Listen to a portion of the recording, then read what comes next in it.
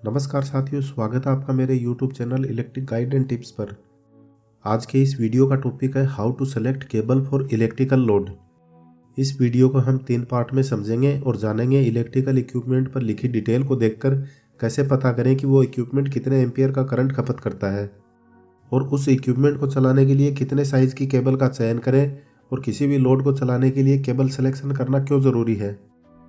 Electrical field से जुड़े लोगों के लिए और कॉमन लोगों के लिए भी ये वीडियो बहुत इंपॉर्टेंट होने वाला है, क्योंकि हर दिन हमारा सामना इलेक्ट्रिकल से जुड़ी चीज़ों से होता रहता है। दोस्तों, हमारे जितने भी इलेक्ट्रिकल इक्विपमेंट होते हैं वो सब अलग अलग पावर कैपेसिटी के होते हैं, इसलिए सबकी करंट खपत करने की कैपेसिटी भी अलग अलग होती है।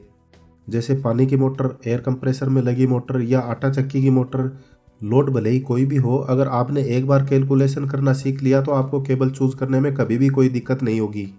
इसलिए वीडियो को एंड तक पूरा देखिए। अगर आपको वीडियो में बताई जानकारी पसंद आए तो वीडियो को लाइक ज़रूर करके जाना।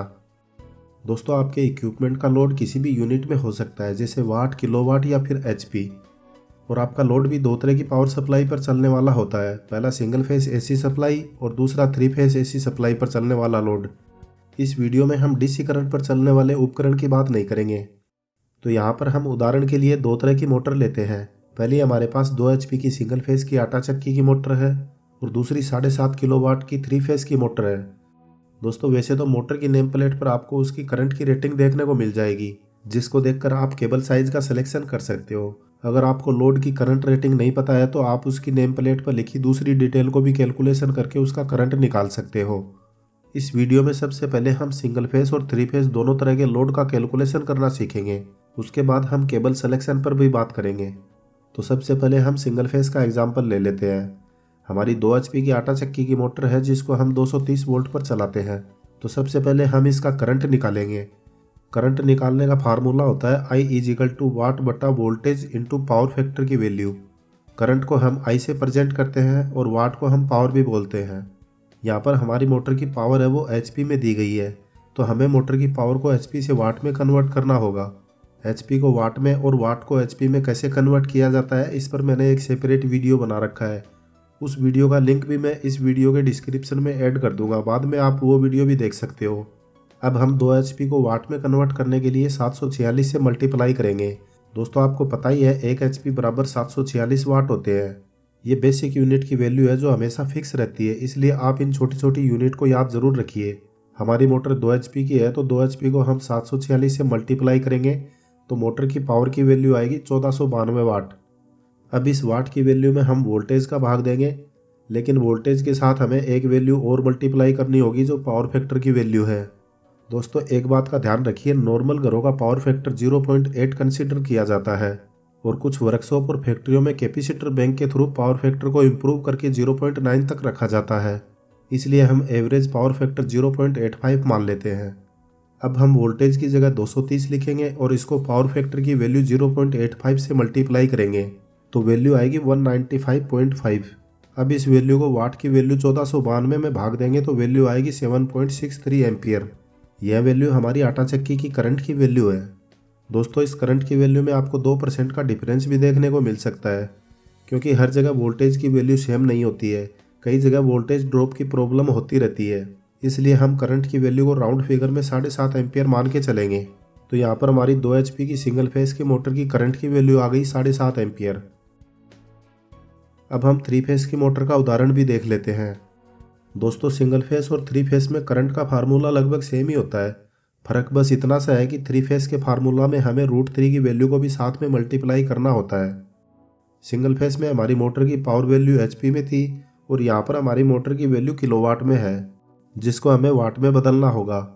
7.5 किलोवाट को वाट में बदलने के लिए हमें 1000 से मल्टीप्लाई करना होगा, तो हमारी वैल्यू आएगी 7500 वाट। तो इस फॉर्मूला में पावर की जगह 7500 वाट लिखेंगे।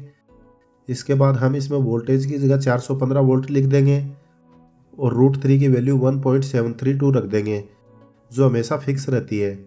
और पावर फैक्टर की वैल्यू 0.85 रखकर इन सभी को मल्टीप्लाई करेंगे तो हमारी वैल्यू आएगी 610.963।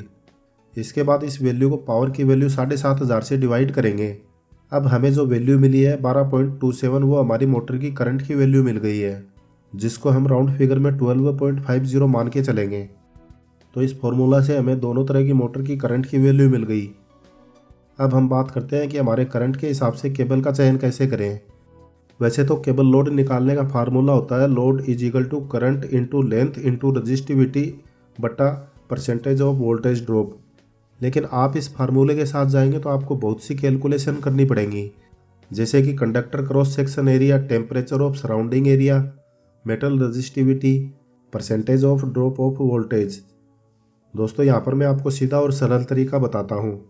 जब भी आप 25 mm स्क्वायर तक की केबल का लोड कैलकुलेशन करते हो तो 1 mm की केबल से 3 एम्पियर से 5 एम्पियर तक का करंट कैरी करने की कैपेसिटी मान के चलिए। अगर आप केबल की length, inductive load, reactive load सभी तरह का लोड का एवरेज लेके चलेंगे तो 1 mm की केबल से एवरेज लोड 4 एम्पियर मान के चलिए। तो इस आधार पे हमारी पहली सिंगल फेज की मोटर के लिए 2 mm की केबल की ज़रूरत पड़ेगी, लेकिन आपको मार्केट में 2 mm की केबल नहीं मिलेगी, इसलिए यहाँ पर आप 2.5 mm की केबल काम में ले सकते हो। और इसी तरह 3 फेज 7.5 किलोवाट की मोटर के लिए 4 mm की केबल सेफली यूज में ले सकते हो।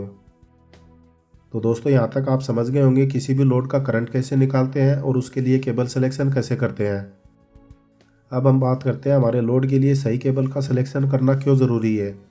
दोस्तों जब भी हम लोड में गलत साइज़ की केबल लगा देते हैं, जैसे लोड के हिसाब से हमें 4 mm केबल की रिक्वायरमेंट है और हमने लोड को 2.5 mm की केबल से चला रखा है, तो पतली केबल से करंट को गुजरने में ज़्यादा रेजिस्टेंस का सामना करना पड़ता है। ज़्यादा रेजिस्टेंस की वजह से हमारी केबल भी गर्म होने लगेगी, और जब किसी भी कंडक्टर से इलेक्ट्रिकल एनर्जी हीट एनर्जी में कन्वर्ट होती है तो वो एनर्जी हमारे इलेक्ट्रिकल बिल से जुड़ती चली जाती है, जिसका हमें बिना यूज़ के ही चार्ज पे करना पड़ता है। और कई बार ज़्यादा हीट होने की वजह से केबल मेल्ट होकर जलने का खतरा भी रहता है, जिसकी वजह से हमारी वायरिंग में आग लग सकती है। दोस्तों उम्मीद है ये वीडियो आपको अच्छी तरह समझ में आ गया होगा।